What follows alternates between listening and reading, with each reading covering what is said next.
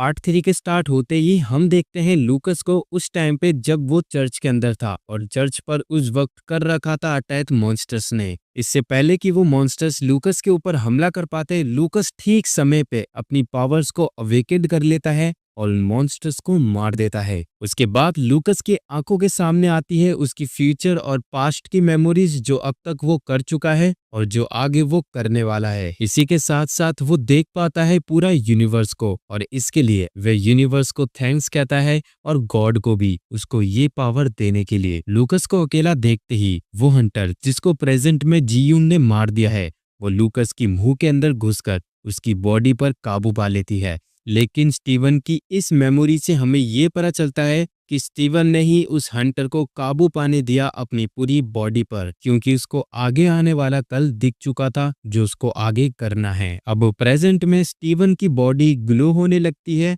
और हम देख पाते हैं स्टीवन की नई फॉर्म, जिसको देखकर खुद जीयूंग भी काफी हैरान था। लेकिन पलक झपकते ही स्टीवन जीयूंग के पास आकर उसको गले लगा लेता है और उसको एक गिफ्ट देता है, जो कि है जीयूंग की बॉडी को वापस नॉर्मल कर देना। अपनी पुरानी बॉडी को देखकर खुद जीयूंग भी काफी ज्यादा हैरान था।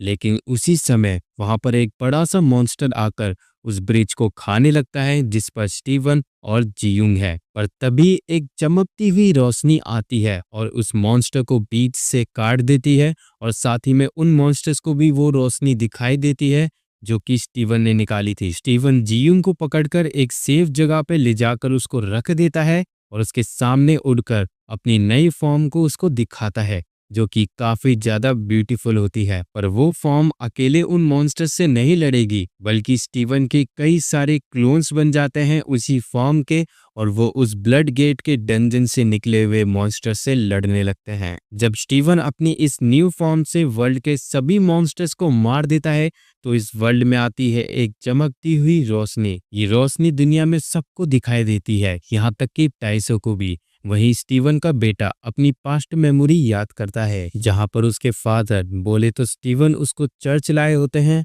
लेकिन वो काफी ज्यादा रो रहा होता है क्योंकि उसको अकेले प्रे नहीं करनी। अपने बेटे को देखकर स्टीवन उसको शांत कराते हैं और उसको कहते हैं कि तुम्हें निडर रहना होगा, क्योंकि आगे जाकर भी तुम्हें अकेले ही प्रे करनी है। अब प्रेजेंट में आखिर में स्टीवन आते हैं जीयून के सामने वर्ल्ड के सभी मॉन्स्टर्स को मारने के बाद और वो जीयून से कहते हैं, कांग जीयून, यही तुम्हारी किस्मत थी जो कि तुम्हारा इंतजार कर रही थी। तुमने इस वर्ल्ड से कई सारे दर्द को सहा है, लेकिन प्लीज अब अपनी होप को जाया मत करना। और बस इतना ही कहकर स्टीवन अपनी ही बनाई हुई उस ब्राइटनेस में गायब होने लगते हैं। मतलब कि स्टीवन की इस आखिरी फॉर्म से वो मर रहा था और वो मरते वक्त अपनी एक और पास्ट की मेमोरी याद करता है, जहां पर वो और उसका बेटा हॉस्पिटल में थे, क्योंकि उसकी वाइफ अपनी आखिरी सांस ले रही होती है। और उस वक्त स्टीवन का बेटा काफी ज्यादा रो रहा होता है और स्टीवन की वाइफ उसका हाथ पकड़कर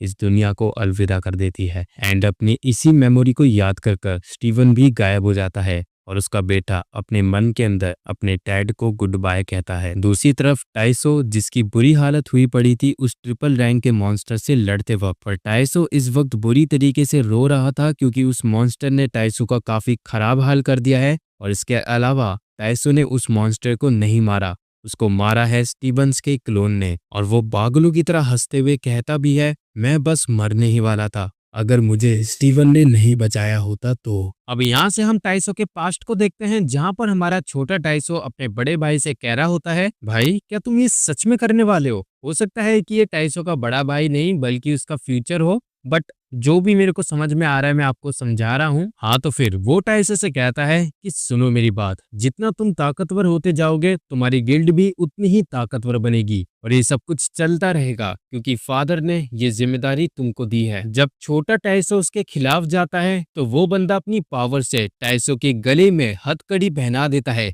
और उससे कहता है, जितना मैंने तुमसे कहा उतना करो। छोटा टाइसो उसके सामने भीख मांगता है कि वो उसको ना मारे और फिर उसके बाद छोटे टाइसो से वो कई सारे हंटर्स को मरवाता है। अब प्रेजेंट में हम देखते हैं रुसाना को, जो कि अपने सामने खड़े टाइसो से कहती है कि मुझे पता है कि उस मॉन्स्टर को मारने में स्टीवन ने तुम्हारी मदद करी और वादे के हिसाब से मैं तुम्हें हाफ माना स्टोन दूंगी। लेकिन टाइसो उसको बताता है कि उसने सारे के सारे माना स्टोन को एब्जॉर्ब कर लिया है। ये सुनकर रुसाना भी हैरान हो जाती है और वो टाइसो से पूछती भी है कि ये तुमने क्या किया, तुम्हारी बॉडी इतनी कैपेबल नहीं जो कि इतने माना स्टोन की पावर को झेल सके। पर तभी टाइसो रुसाना की तरफ उस पर हमला करने के लिए बढ़ता है, लेकिन रुसाना अपनी पावर की मदद से टाइसो को जमीन पे गिरा देती है और उससे पूछती है, बताओ आखिर तुमने ये क्यों किया। टाइसो उसको जवाब देता है, मैंने ऐसा इसलिए किया क्योंकि मैं किसी को मारना चाहता हूँ और तुम भी मुझसे मरोगी। टाइसो के ऐसा कहते ही टाइसो का एक क्लोन रुसाना के पीछे आकर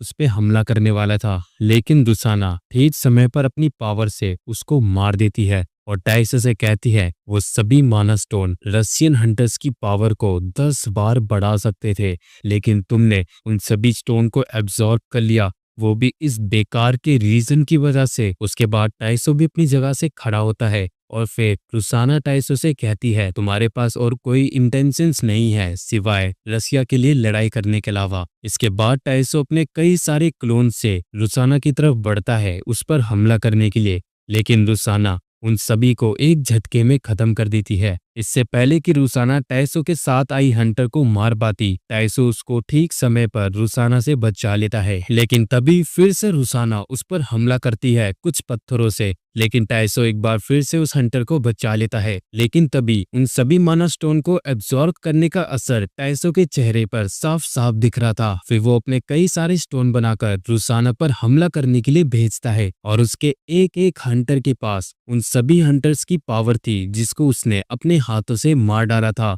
और वो सभी लोग रुसाना के ऊपर टूट पड़ते हैं। लेकिन ये बात तो आप सभी को पता है, रुसाना ट्रिपल एस रैंक की हंटर है जो कि एक चुटकी में उन सभी क्लोन्स को खत्म कर देती है किसी फायर क्रैकर की तरह। फिर आखिर में टाइसो रुसाना के सामने गिरा हुआ था और रुसाना एक बड़ा सा ब्लैक होल बनाकर टाइसो को उसके अंदर भेज देती है और टाइसो उस ब्लैक होल के अंदर खिंचा जा रहा था। तभी उसको अपने चाइल्डहुड की मेमोरी याद आती है जहां पर वो अपने ही जैसे एक बच्ची को बता रहा होता है कि आज मैंने एक और बंदे को मार डाला।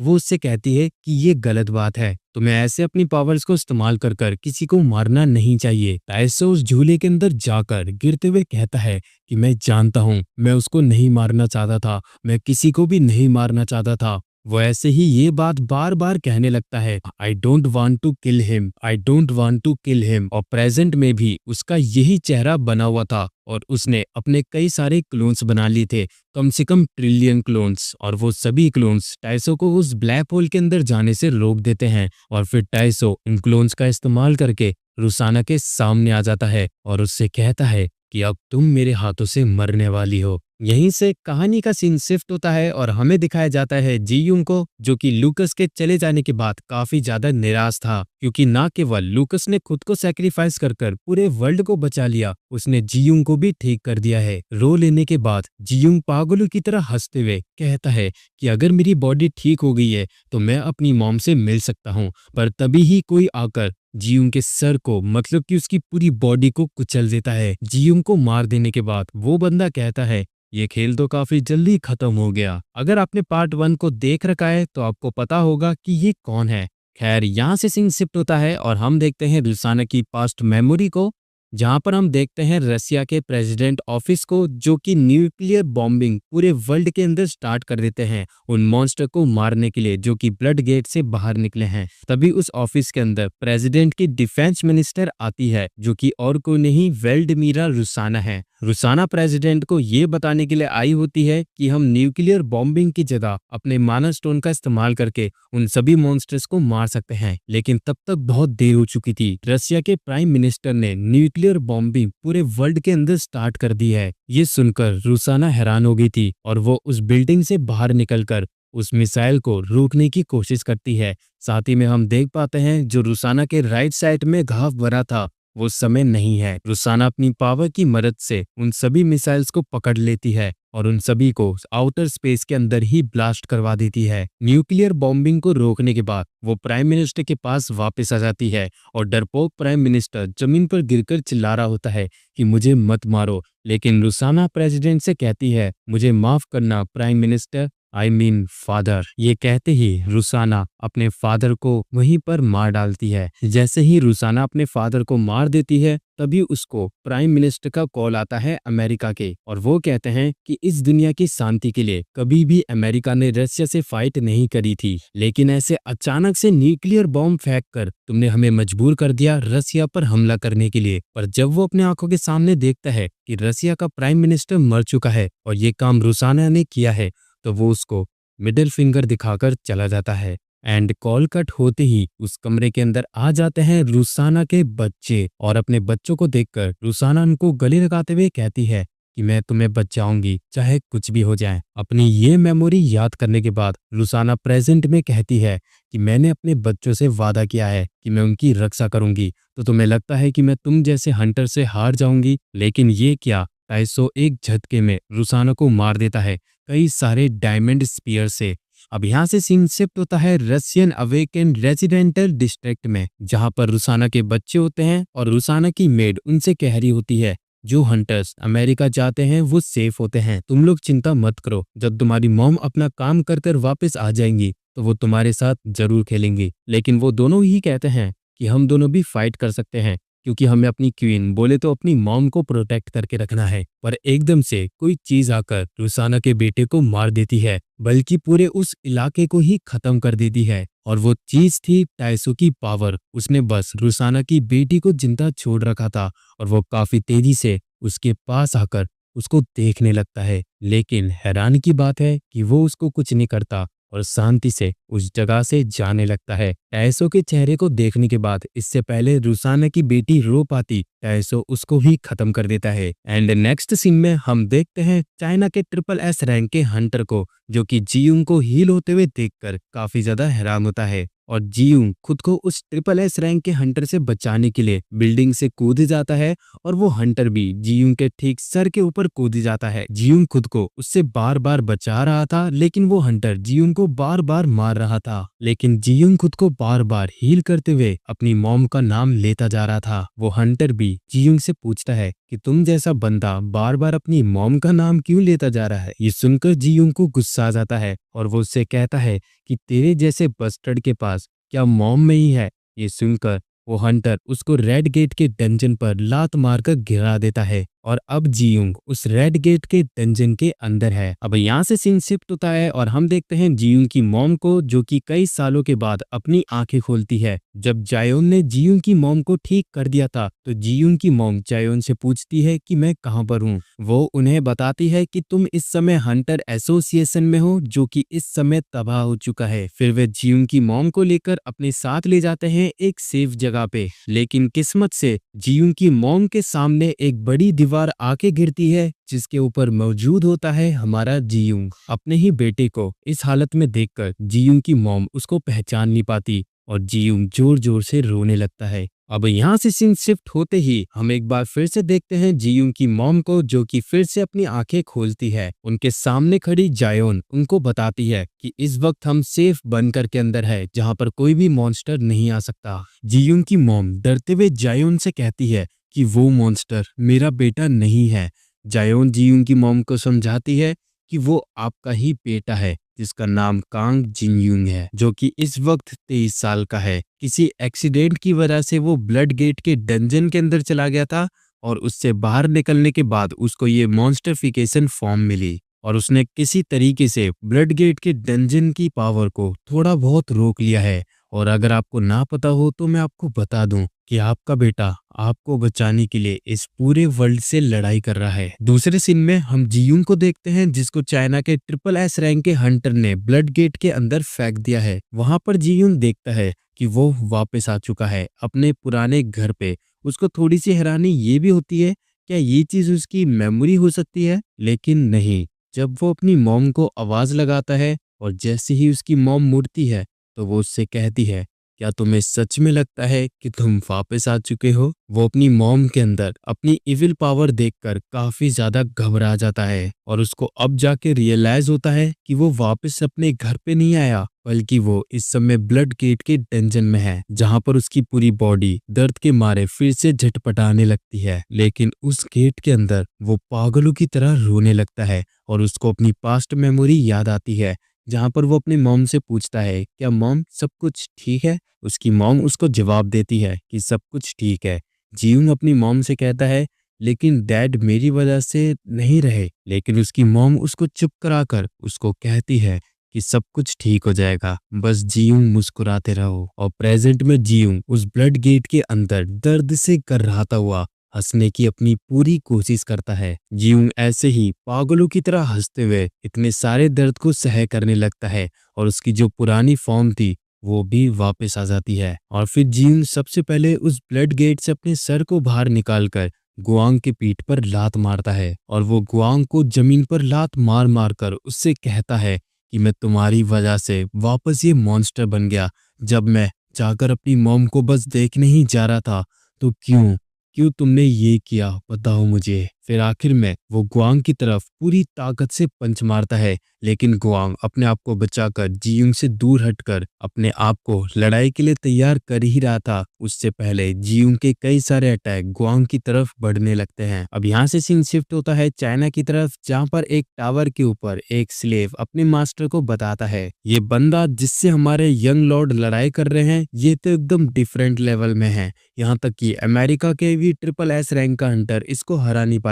क्या आपको लगता है मेजेस्टी लॉर्ड को हमारी जरूरत नहीं है उसको हराने के लिए? और ये बंदा हमारे जीयूंग की बात कर रहा होता है, जिससे इस समय गुआंग लड़ रहा है। गुआंग की छोटी बहन जो कि उसकी मास्टर होती है, और वो होती है चाइना की सेकंड ट्रिपल एस रैंक की हंटर लिंग जूवेई। जूवेई उससे कहती है, क्या तुम्हें सच में लगता है कि मेरा बड़ा भाई उससे हार जाएगा? उसके ऐसा कहते ही गुआंग अपने वेपन को जीयूंग पर हमला करने के लिए उठाता है और यहीं से सीन शिफ्ट होता है और हमें बताया जाता है चाइना के बारे में, जहां पर चाइना एक ऐसा पहला कंट्री था जिसने ब्लड गेट की इस प्रॉब्लम को काफी आसानी और काफी जल्दी से सॉल्व कर लिया था। और वो ऐसा इसलिए जल्दी कर पाया क्योंकि उनके पास थे काफी ज्यादा अमाउंट में हंटर्स, और वो भी काफी ताकतवर वाले। सबसे पहला चाइना का एस रैंक का हंटर, और उसके अंदर आए हुए 3 और डबल एस रैंक के हंटर, और आखिर में एक और ट्रिपल एस रैंक का हंटर। और ये सभी के सभी हंटर्स मारे जाते हैं किनके हाथों?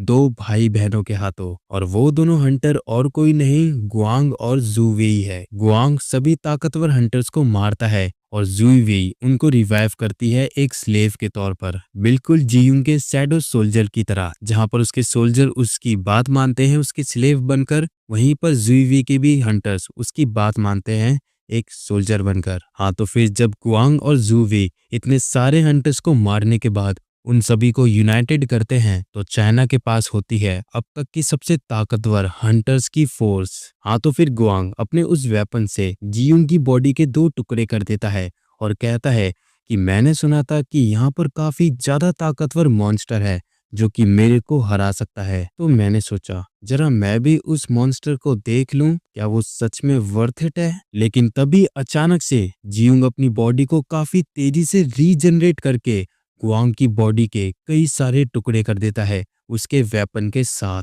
तो देखने से लगता है कि एक्शन जैक्सन शुरू हो चुका है, लेकिन इस एक्शन को हम इस वीडियो में नहीं अगली वीडियो में कवर करेंगे। और इससे पहले आपको स्पेशल थैंक्स, आप लोगों ने मेरे को मेरी साइको किलर सीरीज में काफी अच्छा सपोर्ट किया, इसके लिए दिल से शुक्रिया। आप ऐसे ही सपोर्ट करते रहना। और हाँ, प्लीज जाते हुए एक बार कमेंट करके जरूर बताना कि मैं इस सीरीज को अच्छा एक्सप्लेन कर रहा हूँ कि नहीं। और अगर मुझे इस सीरीज को आगे भी एक्सप्लेन करना चाहिए तो प्लीज लाइक कर देना। तो अभी के लिए गुड बाय।